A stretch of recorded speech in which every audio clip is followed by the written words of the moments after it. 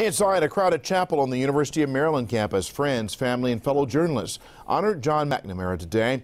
McNamara was one of the 5 Capitol Gazette staffers murdered inside their office less than 2 weeks ago. He is the last to be laid to rest. Described Tuesday as a loving husband and straightforward reporter, Kimberly Eaton was inside as hundreds of people said goodbye. Those who knew John McNamara remembered him here on a campus where he spent his college years and then returned to cover Maryland sports as a reporter for the Capitol Gazette, celebrating his life in a place friends say he truly loved. A final goodbye to a sports reporter in the heart of his longtime sports beat. He had personality, he had work ethic, family values, and a burning desire to be the very best writer he could possibly be. And he was.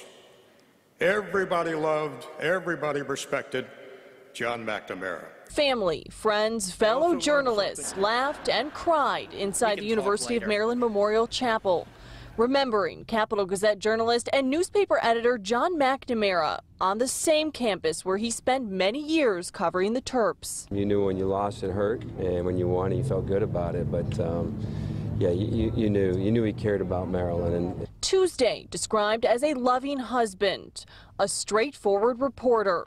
The 56-year-old was murdered in the office where he spent more than 2 decades of his life covering sports and most recently news. Less than 2 weeks ago, he and 4 co-workers were gunned down in a targeted attack on the paper.